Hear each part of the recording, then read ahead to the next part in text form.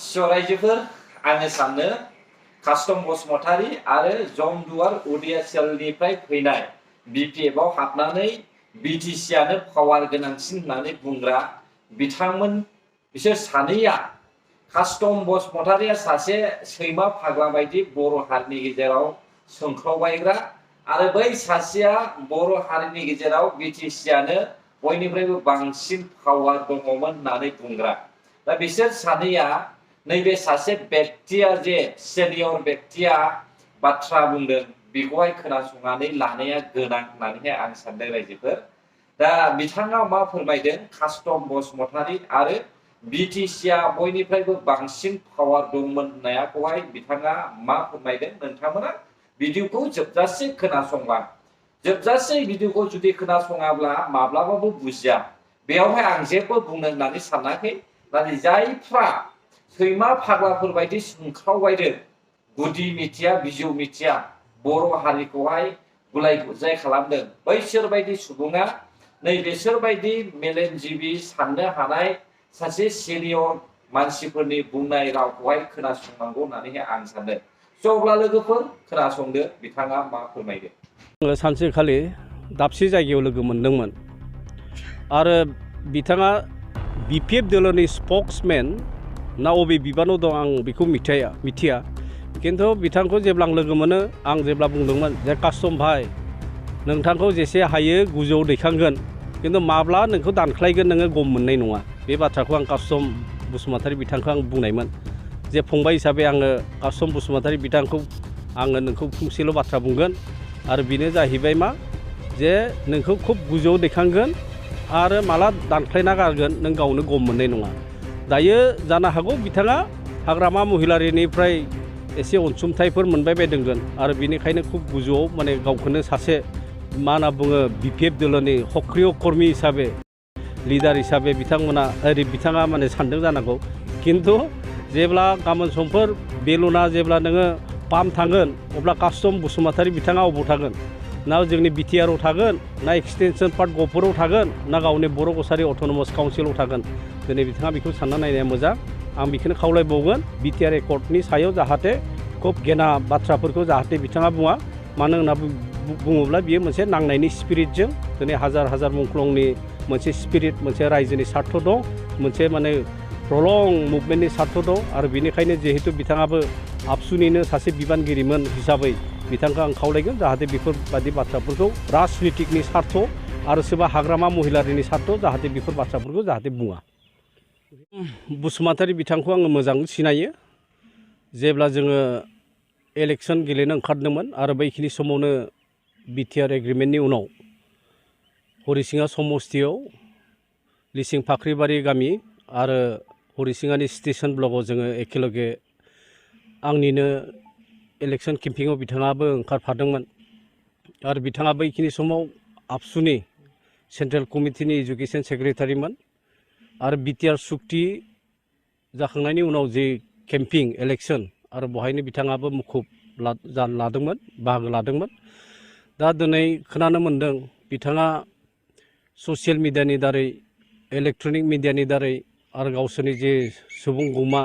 बे हाबाफारिफोराव बुंनाय जों खोनानो मोन्दों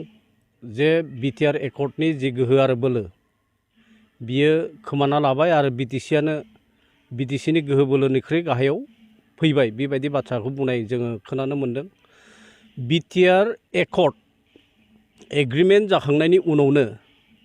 हाग्रामा महिलारि बिथाङा फंसे खोथा बुंदों जे बिटिआर एकर्डनि जि दफाफोर जि आर्टिकल्सफोर जि क्लजेसफोर बियो जुदि फारियै गमामायैनो जुदि इमप्लिमेन्टेसन जायोब्ला बियो आलादा रायजो जाहैगोन। दा बेखिनि बेलायाव कास्टम बसुमतारी बिथाङा हाग्रामा महिलारि बिथांनो सोंना लाब्लानो जायो बे बाथ्राखौ आरो जुदि बिटिआर एकर्डआ जुदि गाज्रियानोमोनब्ला धीरेन बर' बिथाङा मानो सुक्ति खालामखो बिटिआर एकर्डआ जुदि गाज्रिमोनब्ला अब्ला हाग्रामा महिलारिया बहाय उइटनेस सिगनेटरि मानो जाखो दा बिटिआर एकर्डनि दफाफ्रा गाहायाव फैदों बिटिसि एकर्डनि दफाफ्रा मोजांमोन बे बाथ्राखौ जुदि क्लासिफिकेसन खालामनो आरो मोनथिनो जुदि बिथाङा गोसो जायोब्ला दिनै बड'लेण्ड इउनिभारसिटियाव अनेक मोजां मोजां पलिटिकेल साइन्सनि स्टुडेन्टसफोर दं एस'सियेट प्रफेसार्सफोर दं आरो बेबायदि कनस्टिटिउसनेल एक्सपार्ट्सफोरखौ लानानै बिथाङा अन्तत बिटिसि एकर्ड आरो बिटिआर एकर्डनि दफाफोरनि गेजेराव मा फारागथि दं बेखौ बिथाङा जेन माने मोनथिनो हायो बिटिआर एकर्डनि अबजेक्ट्स अफ द एमअएस क्ल'ज टुआव खुब माने स्पष्ट लिरनाय दंखायो बहाय to augment the area and powers of BTAD and streamline its functioning बे बाथ्राया बहाय एकदम स्पष्ट लिरनाय दंखायो दा बिथाङा बे जिथुनिखि अबजेक्टिव्स अफ द बिटिआर एकर्ड बे एकर्डनि आर्टिकल 2 साब क्ल'ज 1 बेखौ जेब्ला फरायना नायगोन अब्लानो बहाय स्पष्ट भाषा लिरनाय दं बिटिसिनि जि एकर्ड 5.7 हाग्रामा महिलारिनि जिथुनिखि एकर्ड आरो बहाय स्पष्ट लिरनाय दंमोन that the office of the deputy commissioners and the superintendent of police will be outside the superintendents on control of BTC एकदम स्पष्ट लिरनाय दं तारमाने BTC एकर्डआव मालाबाबो सुपरिनटेन्डेन्ट अफ पुलिस आरो डिपुटि कमिशनार्स बिथांमोना नैबे बिटिसिनि सासननि सिङाव थानो हाया दा बिथांमोना लिरना लाबोदों बिटिआर एकर्डनि 4.5 दफायाव बहाय खुब माने स्पष्ट लिरनाय दं that the deputy commissioners and the superintendent of police shall be or normally transferred with consultations with the chief executive member of the BTC दा बेबायदिब्ला सुपरिनटेन्डेन्ट अफ पुलिस आरो डिपुटि कमिशनार्स बिथांमोनाबो जोंनि सिङावनो फैबाय आरो बिटिआर एकर्डआ जुदि बिथांनि बुंनाय बायदिब्ला जुदि बे गाहायावनो जुदि फैबायब्ला दिनै बर' कसारि अट'नमास वेलफेयार काउन्सिला बोरै जाखो दिनै बिथाङाथ' गलाघाटनि सासे सुबुं आरो बे हिसाबै बर' कसारि अट'नमास वेलफेयार काउन्सिला गलाघाटसिम सहैदों आरो जुदि बिटिआर एकर्डनि जिथुनिखि गोहो बे जुदि खमायदोंब्ला एक्सटेनसन अफ एरियासा बोरै जाखो गहपुरसिम अलरेडि गभर्नर नटिफाइड 11 माने फर्स्ट 11 of माने 2023 बहाय गभर्नर नटिफिकेशन माने फैबाय दा बिनो द अबजेक्टिव्स अफ द बिटिआर एकर्ड एज पार द क्ल'ज two augmentation of area and powers of the BTAD and to streamline its functioning नैबे भाषायानो बहाय खुब माने स्पष्ट माने लिरनाय दंखायो दा बेखिनि बेलायाव जिहेतु एनडिएफबिआ बे सुक्तिखौ खालामदों आरो दुलाराय फरायसा आफादा बे सुक्तिखौ खालामदों इउनाइटेड बर' पिपल्स अर्गानाइजेशना बे सुक्तिखौ खालामदों दा जोंहा नांबोनायनि मोनसे लिगेसि दं मोनसे स्पिरिट दं आरो बेनिखायनो कास्टम बसुमतारी बिथांखौ बुंगोन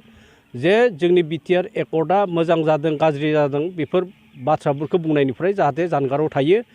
आरो गोनांथि जुदि जायोब्ला बिनि सायाव बिथाङा जे जि पलिटिकेल साइन्सनि एक्सपार्ट्सफोर कनस्टिटिउसनेल एक्सपार्ट्सफोर बिथांमोननि खाथियाव थांनानै जे बिटिआर सुक्तिनि जि दफाफोर आरो बे दफाफोरखौ मोजांनो मिथिना लानाया मोजां बेजों लोगोसे प्रमद बर'खौ माने मोनसेबो खामानिखौ जौगानाय खामानिखौ मावनो हायाखै होननानै बिथाङा मैया एसे बुंफोरदों दा बे बेलायाव जेब्ला बिथाङा एजुकेशन सेक्रेटारि दङमोन आबसुआव अब्ला बिथांमोनानोथ' जि माने हाइलि एजुकेटेड इयुथ्सफोरनि कारणे एपिएससि इउपिएससि जेई नै बेफोरनि माने कचिं सेन्टारनि खोथाफोरखौ बिथांमोनानो बैखिनि समाव मोनसे थिंक टेंक हिसाबै मोनसे मा होनना बुङो स्ट्रेटेजि लाबोबाय थादोंमोन दिनै जों नुनो मोन्दों जे बिटिआरआव 40 जन जोंनि सेंग्रा सिख्ला बिथांमोना एपिएससिआव उइदाउट एनि माने थाखा फैसा रां रुफा होआबालानो दिनै बिथांमोना मोन्दों दिनै एक्सटेनसन अफ एरियासा जादों मैया दाखालिसो जेईई बहाय 38 एक्सपिरियेन्स केन्डिडेट बिथांमोना मेन एग्जाम क्रेक खालामबाय दिनै प्रमद बर' बिथाङा जुदि जेबो मावाखैब्ला दिनै बिथाङा अबे जायगायाव दं बेखौ एसे मिथिना लानाया मोजां 3 बोसोराव मोनसे नर्मेलसि सिटुएशन्स फैबाय फेयार साइकोसिस दंमोन जोंनि ओनसोलफ्राव कुनु माने माहारि बे माहारिजों बै माहारि नायलायनो हानाय आरो हायै बेबायदि मोनसे परिबेस दङमोन 3 बोसोर जिथुनिखि जोंनि ओनसोलाव जि फेयार साइकोसिस दङमोन मोनसे कन्जेनियेल एटमस्फियारा जोंनि गेजेराव दा फैबाय आरो बे एकमात्र प्रमद बर' बिथांनि दारै जादों दा हाग्रामा महिलारिनि समाव 2008 सनावनो कमिउनेल कनफ्लिक्ट कन्टिनिउआसलि आप टु 2014 सिम जे 6 इयार्स मोनसे फिसा काउन्सिला बेबायदि मोनसे कनफ्लिक्टजों जुदि बुंफबना थायोब्ला बे ओनसोलाव माब्लाबाबो डेभेलपमेन्ट जानो हाया आरो जायनि कारणे बिटिसि ओनसोला आरो बर'फोरा बे ओनसोलनि हाग्रामा महिलारि दैदेननाय समाव जि अहान्थि आरो जि आन्डार डेभेलप आरो बेखौसो जोङो मोनदांनो मोन्दों दिनै प्रमद बर' बिथांनि जि दैदेननाय जि सरकार दैदेननाय खोब माने स्मुथलि थांगासिनो दं आरो बेबायदिनो फैबाय थानाय समफोरावबो बे सरकारानो आरामसे माने थांगोन आरो बेनिखायनो बेखिनि समाव कास्टम बसुमतारी बिथांखौ आङो खावलायगोन जे नोंथाङा जिहेतु आबसुआवनो मावनानै दंखायोमोन मोनसे समाव आरो नोंथांखौ जोङो खावलायगोन जे UPPL दोलोआव नोंथाङा हाबफै आरो बेबायदि जोंनि प्लान एन्ड स्ट्रेटेजि आरो जि मेकानिजम जि मिजन एन्ड भिजन जोंनि प्रमद बर' बिथांनि जाहाथे बिथाङाबो सामिल जाफानानै अंशिदार जानो हायो बे ओनसोलाव जौगानाय आरो डेभेलपमेन्ट लाबोनायनि थाखाय